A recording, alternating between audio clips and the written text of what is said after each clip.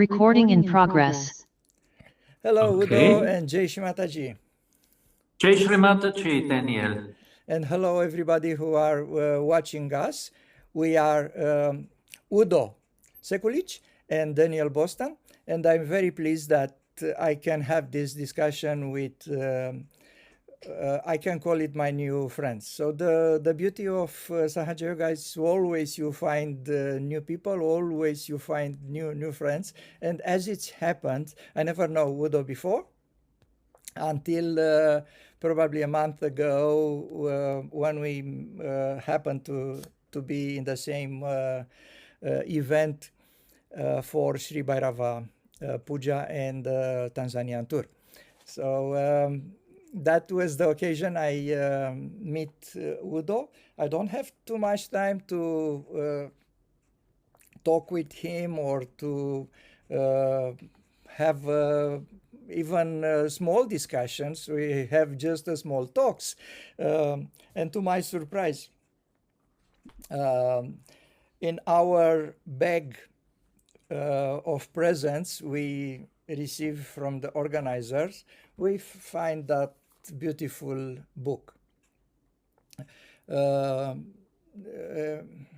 Needless to say that, like many other people, I like very much William Blake, and also I'm a very big fan of everything it's written by Sahaja Yogis in regard of linking the spiritual knowledge with Sahaja Yoga.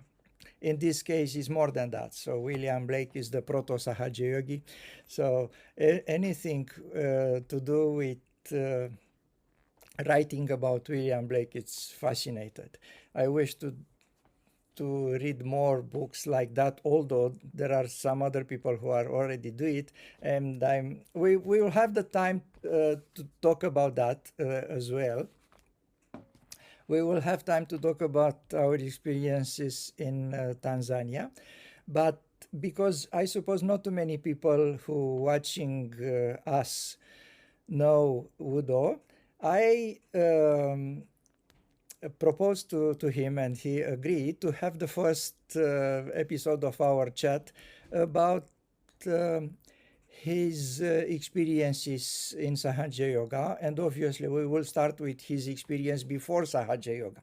So sorry for that long introduction, and I'm not finishing yet. So Udo get his realization in 1984. He will tell us about that, to my surprise, in Nepal.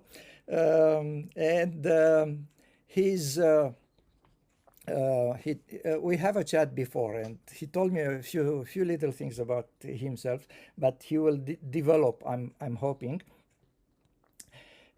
He's a lawyer by education, a specialist in constitutional law, but he's also a banker, and he has some experience in the Austrian parliament. Because I forget to tell you that Udo is from Austria, a great hub of European Sahaja Yoga, as far as I know. I won't tell you more, and I let Udo to present himself, I'm sure, better than I do it. So please, Udo. Okay. So I'll start with my time before Sahaja Yoga, the seeking, as we say. I think it started when I was 10 or 12 that I liked to read kind of esoteric literature about magic, how you evocate spirits or get in touch with angels and spirits, books from Aleister Crowley and all these things. I remember I spent hours in the university library of Salzburg, where I went to the gymnasium, where I could order books from other libraries all over Austria about such topics. And the librarians there already smiling when I came, knowing this is the boy with the strange taste for interesting books and parapsychology and all these things. And I had no friends who were interested in anything similar. So later, when I went to university, somehow this kind of seeking reduced, and I think it went more into the wrong direction. I started, like all students at this time, to be on parties, to drink, to all these things. So I don't remember if it was 1982 or 1983, when in Vienna, where I was studying, not studying, working at this time already, I saw suddenly a poster with Sri Mataji's picture, which I haven't found anywhere since. It was a profile picture with the half up to her ear covered by a sari. It was very beautiful, and it somehow struck me, and I stopped and looked, and I saw the dates.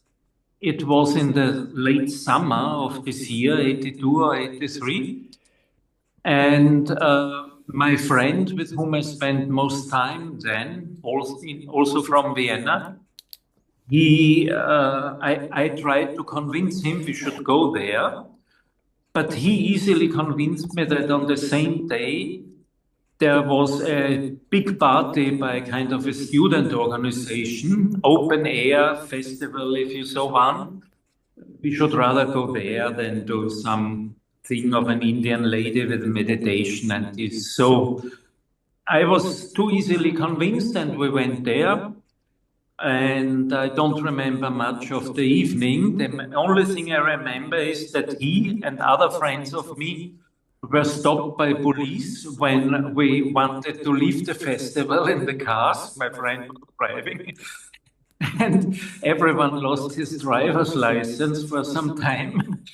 And my friend went into panic because his father was the police practitioner in Salzburg, and he was sure that the Viennese police guys would inform him immediately. So this night turned out to be a big disaster. I didn't think of it much, and life went on. And 1 or 2 years later, it was decided with another friend that we go to Nepal for a kind of easy trekking tour. So we started in late March, I think, and went to Nepal. In Kathmandu, where the aeroplane arrived, I saw a restaurant. It was called the Old Vienna Inn. And I thought, I come from Vienna, went to Nepal, surely I do not need now an Old Vienna Inn. However, having done a kind of easy trekking tour for a week or 8 days, where we only got noodles, sometimes an egg, this was the highest of feelings we could get from the food side. This changed my mind, and when we were back in Kathmandu, I decided I go to this Old Vienna Inn. So I went there, and the lady who ran the restaurant was really from Vienna. Her name was Liselotte, and she came to my table then. She fixed me with her eyes, and she asked me questions, what I'm interested in and what I did on the trekking and this and that. And I told her I had purchased a small Buddha statue from someone, and I also told her the story that I had went to a guy who reads in the hands, who couldn't speak English, but a friend translated. And it was very interesting because he told me that I had an accident when I was 5 with a vessel. That was the translation. And that's true, that was the only accident I had in my life. A car drove me down when I ran across the road without looking. And I had a, how do you say, my skull inside was broken, so it was a serious thing. He knew that. And he told some other things. He said, you cannot expect anything from your family. You will not get anything from them, which I projected this time automatically on the material side, but perhaps he meant it differently. And at the end, this translator said, the morning of your day will come. I said, what? Say it again. He said, the morning of your day will come. I said, aha, okay. That was a few days before I got my self-realization. So this Lieselotte, to come back to the restaurant, Old Vienna Inn, she got out of me, obviously, that I was a seeker. And she did a little bit of small talk, but then rather sudden she said, do you know that there's an incarnation here on earth now? Actually, the most powerful incarnation ever. I was stunned. Somehow I didn't immediately think that's nonsense or what she's talking. I was curious. And she invited me to her home, which the next day in the morning, which happened to be the Easter Sunday, 84, that I remember. So I went there, and there was another person, a girl in my age from Munich. I didn't know her, and she didn't, she just said what our names are, and she told us to sit down in a room which was not very big, sorry, and asked us to check if any air or breeze was coming in through the windows, if they were not tight. I said, no. Then we sat down and she gave us our self-realization. And this was an experience where I felt the cool breeze, especially after the Agya exercises, after trying to forgive and asking for forgiveness for our own sins and errors. And that convinced me really. And Lieselotte then invited me, probably the girl too, I don't know, to come to her house the next day in the morning. And it developed into regular meetings over 4 or 5 days. Every morning I went there. We sat in her garden with the boy she had in the house bringing us coffee. And she gave me a crash course in Sahaja Yoga with everything, the chakras, the deities, Bandhan, raising Kundalini, meditating, all kinds of things. And she gave me one very precious thing, a name in Vienna, Grégoire de Kalbermatten, which I wrote down on a paper.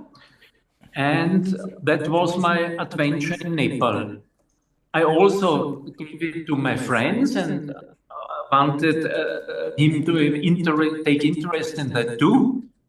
But that was only superficial. It was not really serious seeking. I continued to meditate from the first day. Even when we were together in the hotel room still in Nepal, I tried to meditate for a few minutes every day in the morning, in the evening, and I tried it at home. Do you have Mataji's picture? I did have actually Mataji's picture she had given me, yes. Yep. Yeah. And I could feel that something was special about that, even though in the first weeks, perhaps even 2-3 months, I didn't feel much vibrations. But I felt that I calmed down when I went in meditation. And back in Vienna then, I took the phone books, which were still reality, the 6 things in 1984. And I looked up Kalbermatten, I think I didn't find it, so I looked at De Kalbermatten, I found him, and I called him up. And Gregoire was there on the phone. Obviously, I'd got him at his dinner time because with full mouth he was speaking. He says, "Oh, yes, you come on Thursday evening to a rainy," which is a very well-known place for events and things in the center of Vienna. And I went there and I found the yogis there and went to the programs. And with going to the programs, my vibrations improved, I guess, because I started feeling the breeze at all and back then. But I was still smoking and was still sometimes drinking, but didn't like it much. But it continued somehow. And I also remember then I went back in early summer or so, in May or June, to the place where I'm from, a village near Salzburg. And my friends had one of their usual beer parties there, with a big barrel of beer from Munich and this. And I remember very well how I sat there with my half-liter beer in hand and started drinking and suddenly saw myself and was disgusted, not by the beer, but by myself. I was completely disgusted by myself, so much that I stole myself away without saying anything to my friends and disappeared. And this was the last time that I had any alcohol. The smoking took a little bit longer, but I also could come over that slowly then in the next months. And so slowly I became a Sahaja yogi with help of the collective in Vienna, which was 1,000 people or a little more than, all around Gregoire, who was the anchor of the whole thing and who was not only strong personality, but one could also notice there's something special about him. I remember in Urania, in one of the programs for new people, when he was standing down there on this pedestal, explaining the chakra Charlie in a brown coat suit. I didn't see anything like lights, I thought, but I could so clearly feel that there's an aura around him, that there was something special. The attention of Sri Mataji on him or his own spirituality, whatever. And then I moved in the ashram in Gärtnergasse in Vienna, in the first one, and decided to go on the India tour, starting end of December or early January 85. I had to take a small credit from the bank to afford that, but it was no problem. I could pledge my old car for that. And so we went to India, and there I got married. And that's my story about becoming a Sahaja yogi. That's I'm sure it's a short version of your beginning, but I remember that when we have a first discussion to prepare for that that recording, usually I'm not doing this kind of stuff, but because I didn't know a lot of stuff about you, I asked you some private questions, and I was fascinated about your background. You didn't tell us now stuff about your family background, which for me was fascinated, of your education, your journey to your jobs and area of interest. Do you want to go there a little bit now for people to know you a little bit? Because, Okay. for example, for me was fascinated when I heard that your family come from the former Yugoslavia, from from Serbia or what belonged to Hungary at this year. Yeah, but this is my great-grandfather. This only explains our name, because Sekulic is a Slavian name, spelled in the Hungarian manner, which in the Vojvodina, which now belongs to the north of Serbia, but in the Habsburg monarchy was part of Hungary. It was a mixture of Hungarians, Serbians, Romanians, as you noted rightly, a lot of Jews, and I don't know, did I forget someone? German-speaking.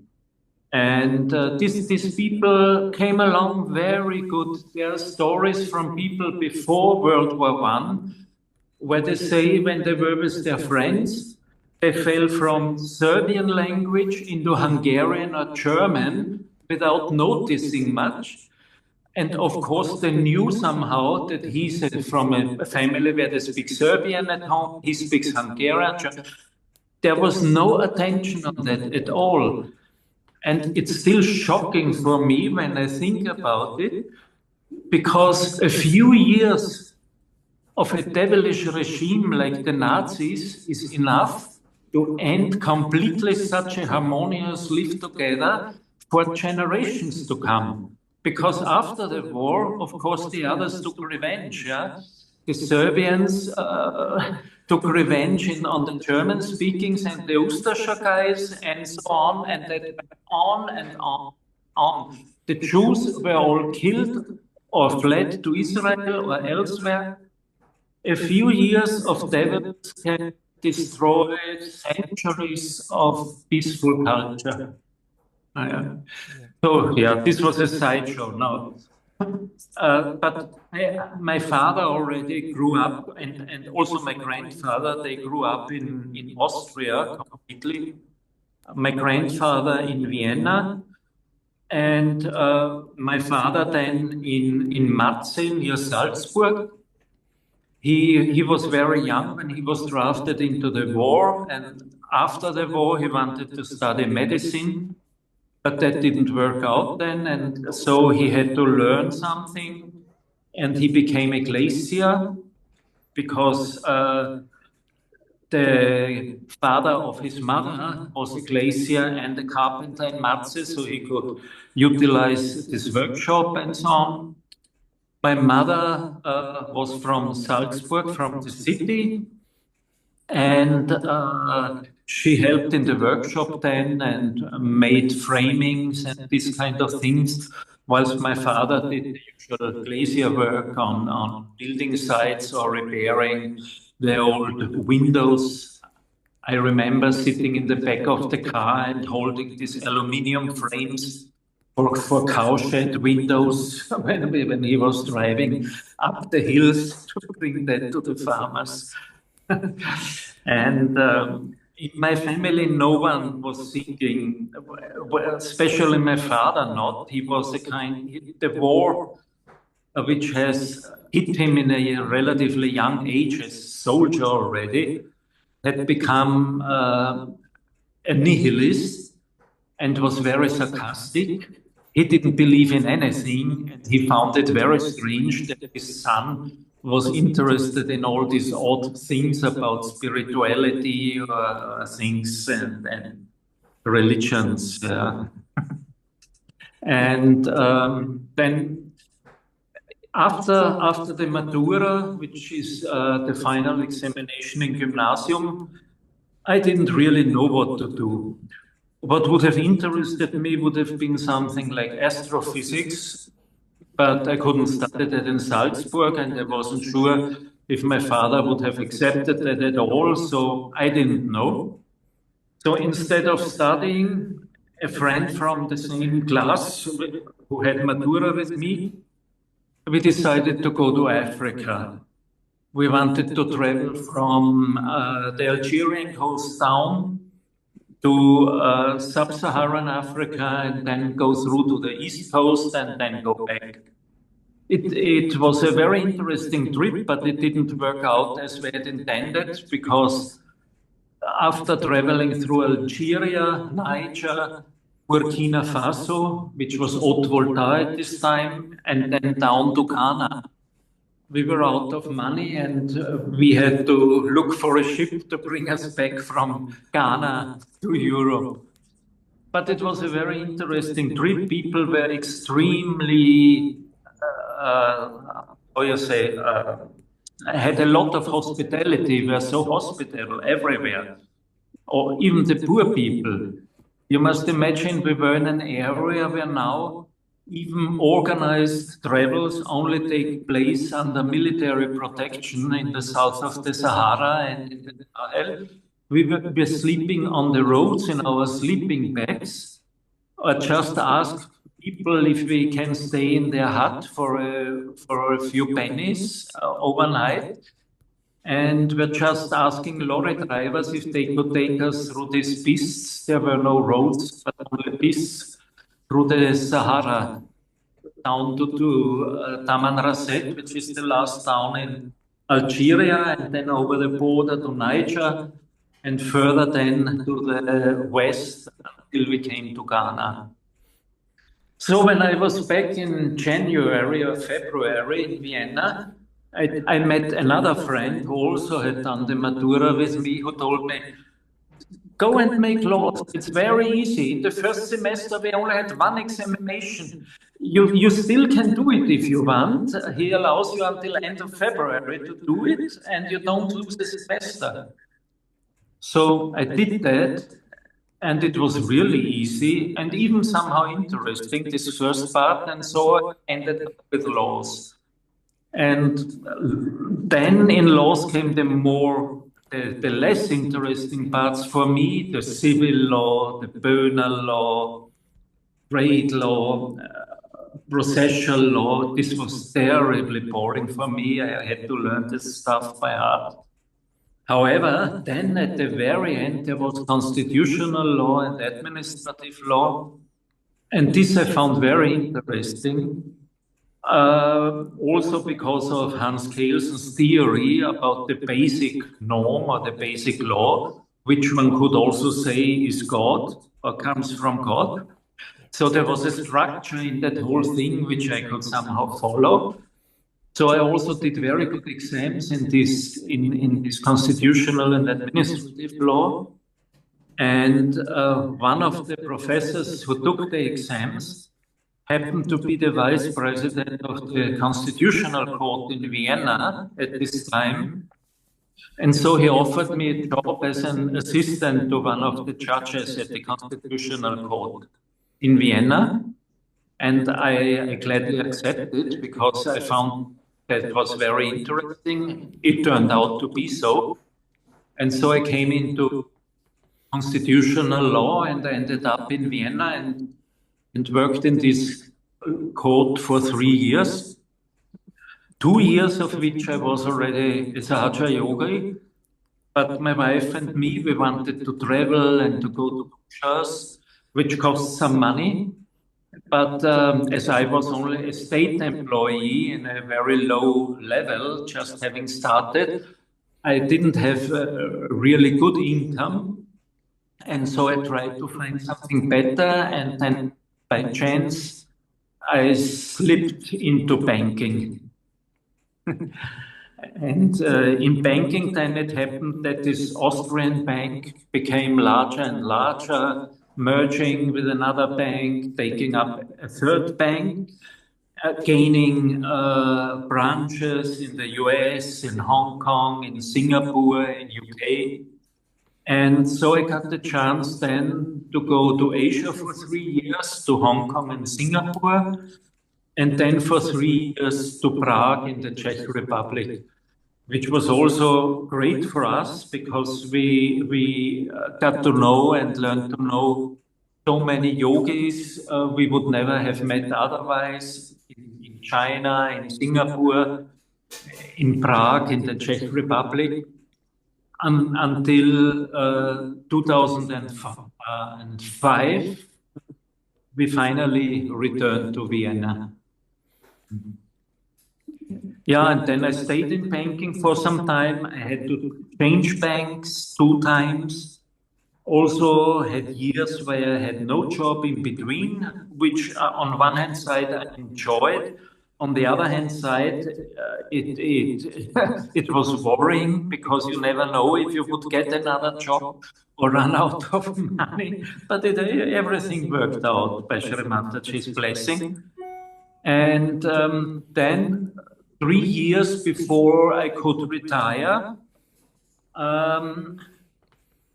I didn't lose my last bank job, but my last bank job was to close and liquidate a very small bank. And I did that, I think, very well, perhaps too fast. Everything worked out. And in July 2015, I was done and I had no job. I thought, okay, now until 2020, perhaps we have to live on our reserves or find another way, because above 50, I would not find any job in banking, no chance.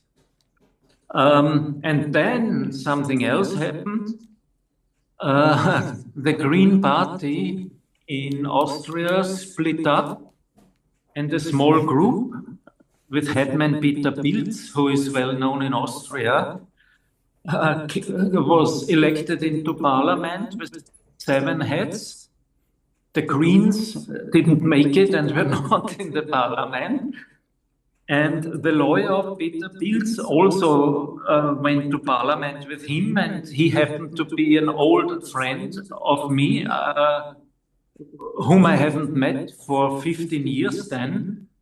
But when I read in the newspaper that he would become a deputy together with Pilz and 5 other guys for this Liste Pilz, small party, I sent him an email asking if he would need a parliamentary assistant. And he was very fond of the idea, because he wanted to keep his law firm and go on to be a lawyer.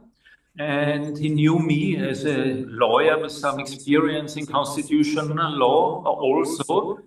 So he knew I could take up all these routine things he would have to do easily for him. So we agreed, and I became his parliamentary assistant. So I had another job for 3 years, which was not very well paid, but it's okay. And it paid the contributions to the pension system, which is important. And it was no work at all, because these parliamentarians, they meet 2 or 3 days at the most per month for a plenary sessions. And these so-called committees, of which they always say that all the hard work is done there, is also a joke, because they are also usually only 2 to 3, maximum 4 or 5 hours. And one deputy sits maximum in 2 or 3 of these committees. So the workload is very, very low. And for me, it was also, yeah. Yeah, thanks for all these details. Something else you didn't tell us. According to the book, you are a doctor. So you are a doctor, and you have a doctorate, I suppose, in what? In law or? In law. Yes, because yes. I wasn't sure exactly what your doctorate in. Mm-hmm. Okay. Fascinated, and thank you for your openness.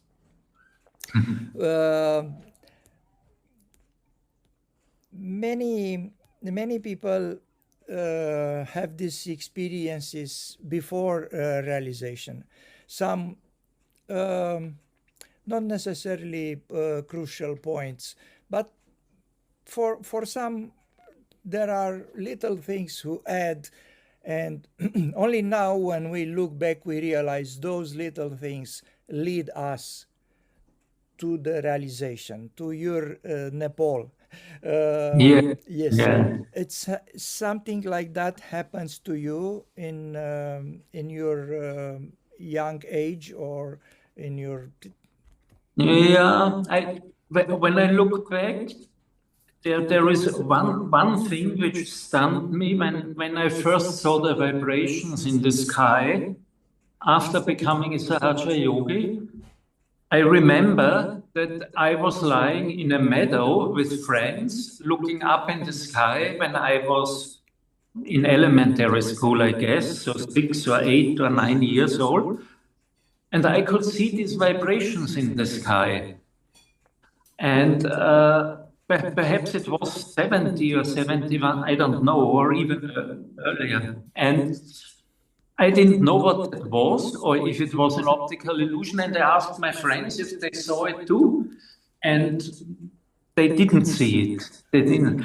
But I'm quite sure I'm not a realized born soul. So this was just something which, a window that opened and showed me there is something. And I still remember that. So it was a strong impression. And also I had, as I said, I had no friends who were seekers, really. However, between 10 and 14, 15, I was in a boarding school, which I didn't like at all, but that's how it is. And there was a group of guys who, when I was in 2nd or 3rd class, they were already in the 6th, 7th, 8th grade, near Matura, especially 2 guys who shared this interest in parapsychology, in spirituality.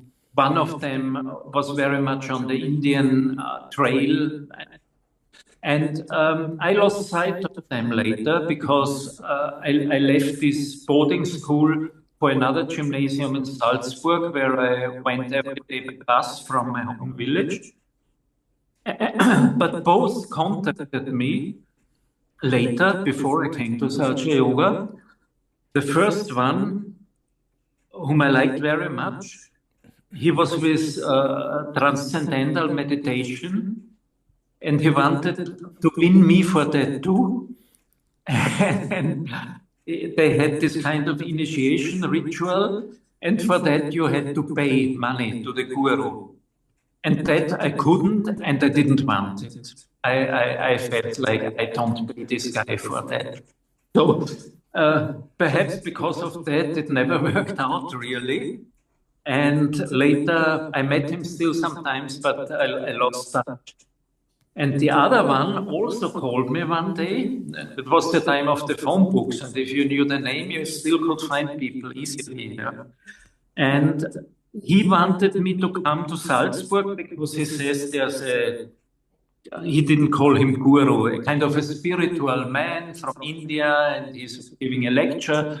And before there will be a concert with Indian instruments. And so I packed some of my friends from the village, and together we went there. I told them, we go to an Indian concert, it will be very nice.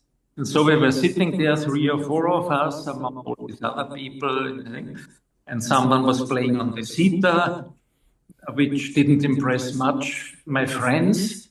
One of them was kind of mumbling from the back, oh, Nero is the harp. And so that also didn't end good. And we went home without any spiritual experience. And I don't think I took any big damage, neither from this DM thing nor from the other. But still today, I feel very sorry for my 2 friends from the boarding school, whom I gave Bandam very often, of course, that they, despite being strong seekers, couldn't come to the right connection, the divine. Actually, what I like in these discussions is we starting from one point and we go to a completely different one. So we start with the stories about your life, and we are going in the quite interesting subject. And I thank you for bringing that one, because I want to develop a little bit this subject. You said at one point that you don't believe that you are realized soul. From my part, I don't believe too that I'm a realized soul. We have to work hard, but we have some background. We've done something else in our previous life. I'm sure about that, because we are prepare when we come in this life to get the realization. So for me, that's important. I could say it's not important how you start, it's important how you finish, but it's also important how you start as well.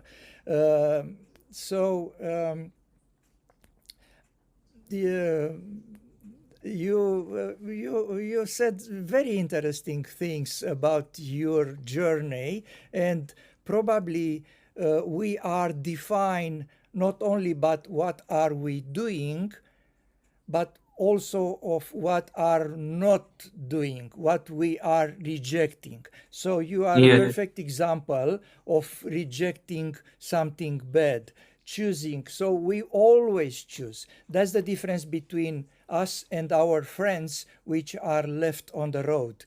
With all the story, nearly all of us have this kind of stories or of people. We start our journey in life, our colleagues, our friends from school, from neighborhood, but we don't get along because we are different. So the only things which make us together are only circumstantial things. So from that perspective, I go with the discussion a little bit further, and I will say that I don't believe that any of us is special. On the other hand, I believe all of us are special. All of us are special because we are getting to Sahaja Yoga, live it, having the discretion and the power to leave aside all this stuff. I also quit smoking and drinking, but before Sahaja Yoga. So with 2 years before Sahaja Yoga, I said, I have enough. So we leave aside this kind of bad things, our bad life. We don't do any more bad decisions. So except the youngest age when we are we have to do what we have to do. It's one of my friends who said that about the children. They have to do what they have to do. So, but in the end, we realize the good path. Yeah. So, saying that, I can go on the other side and believe that none of us is special. None of us have more. Okay, some of us used to have, or even now have, some more charisma than others. But for me, that's not a sign of being a higher Sahaja Yogi than others. You touched the subject a little bit, and I want to tell my opinion that if some of us seems that have more charisma, more power, more aura, is because Shimataji's blessings and want to work through those person. We experience something like that, and we don't have to.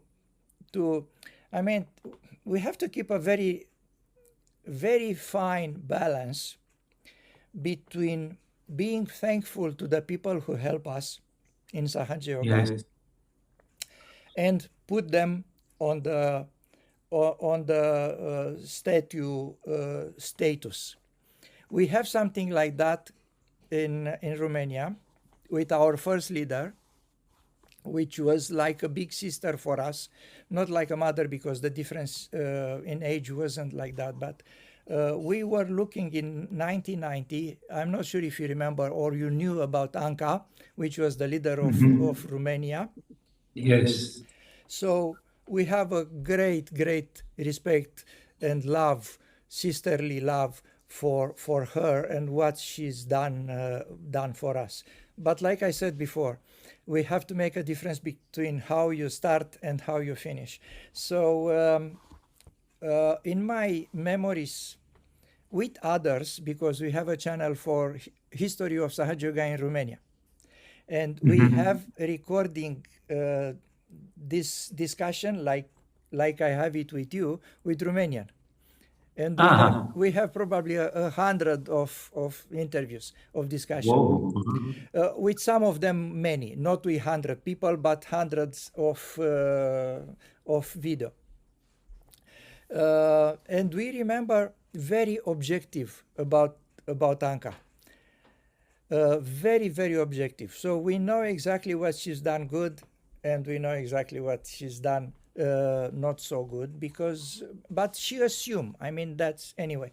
Unfortunately, she's not anymore with us. Die for cancer, but that's life. Yeah.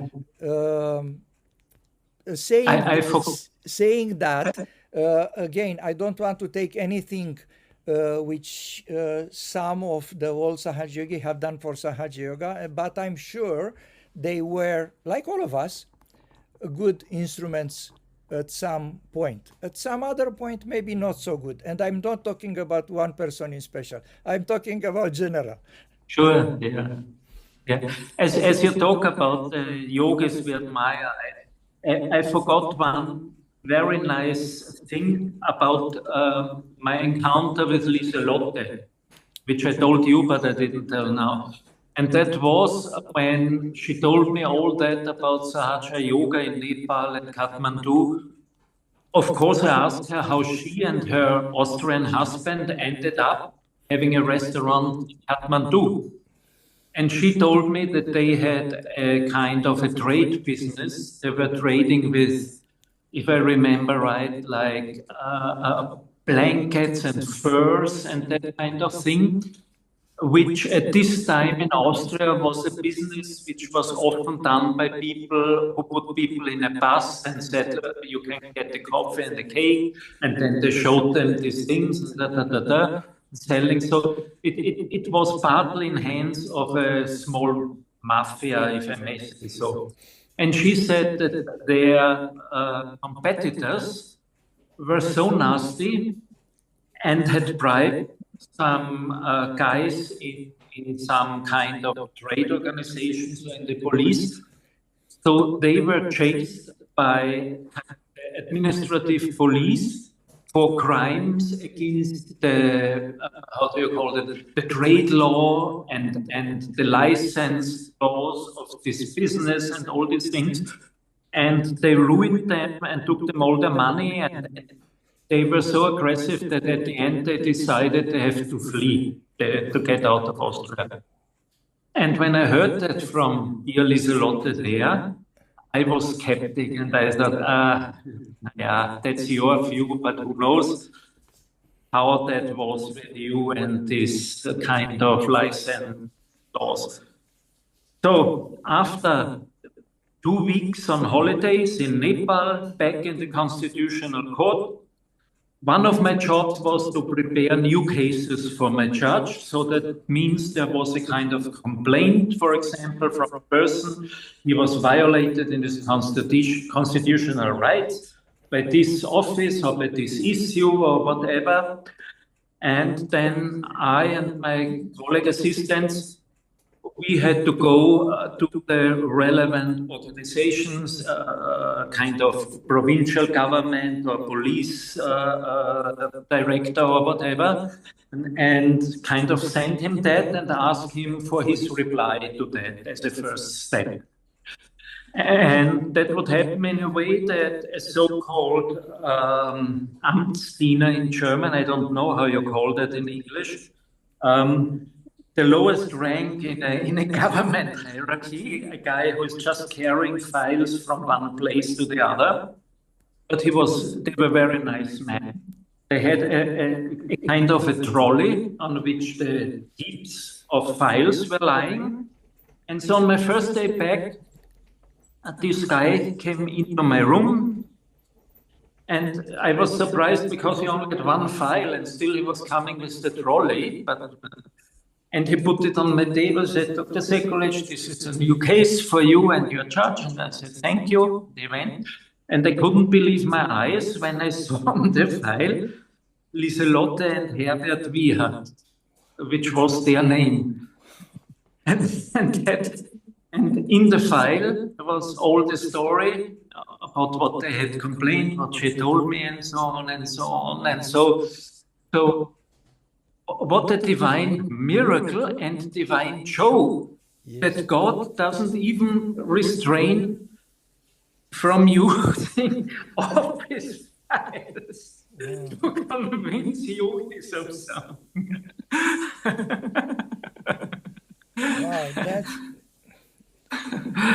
I'm glad that you don't forget to tell us that it's a real good story and a small miracle. Yeah. Yes, a small office miracle. Yes, yes. And not to forget, Lieselotte gave realization to quite a few people from Austria, Germany, and other European countries who, on their seeking, somehow ended up there in Kathmandu, in Nepal. And she promoted Sahaja Yoga in Nepal among Nepalis, and later on was the leader of Nepal. Really? Yes, yes. Until what a year? Oh, she died much too soon, I think, already in the early 90s or so. Yeah, she went. She was a very, very loving and kind woman. She was a simple person, but she was very loving and affectionate and fully convinced without any doubt about Sri Mataji and Sahaja Yoga. And that's how she brought so many people into Sahaja Yoga. She was called Leela then by Sri Mataji. Yeah. You know, I am asking you because in the YouTube channel we will download this conversation. I have a few discussion with one of the New Zealand Sahaja yogi who came from Nepal. Ah, you see. So Sobik, which is also a trustee in New Zealand. He came in New Zealand late 2010, something like that. Much later after I came, but I know him, and it's one of my partner of these dialogues, and he told me a little bit of Sahaja Yoga in Nepal, but not too much because he didn't stay too much after he gets his realization. He left for Australia, New Zealand. Now he's in New Zealand, and but that's why I'm asking when she was leader there. I don't think they intersect, but I will ask Sobik about if he heard something. He have very interesting stories about his beginning in Sahaja Yoga and also some fantastic stuff. If you have a little bit of time, look for Sobik in the channel. Anyway, there are many videos. You cannot see all of them. Dear Udo, we are now talking about your beginning in Sahaja Yoga, your life, your education, everything, and I thank you for that. And we are in 1985 now, when, as you told us before, you married, and you married an Indian lady. Now,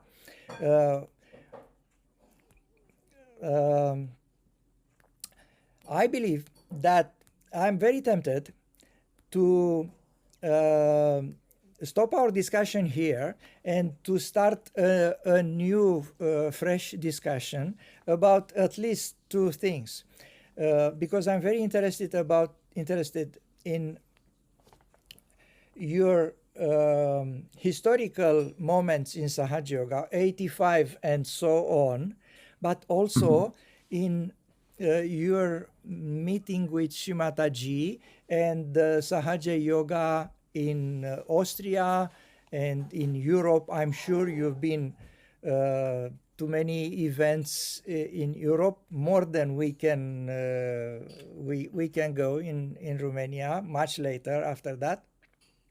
So how do you think of talking about this another part of your Sahaj life Sure. in a second meeting? Okay. Yeah, gladly. Yes. Yes. Okay. On that note, I want to thank you. It was a fascinated discussion. Although I knew a little bit from our previous meeting, few little details. Thank you very much for that, and thank you for all the people who are watching us. If you want to send us some feedback or whatever, you are most welcome, or questions. And again, thank you, and Jai Shri Mataji. Thank you. It was a pleasure, Daniel. Thank you for your good work. Jai Shri Mataji. Jai Shri Mataji.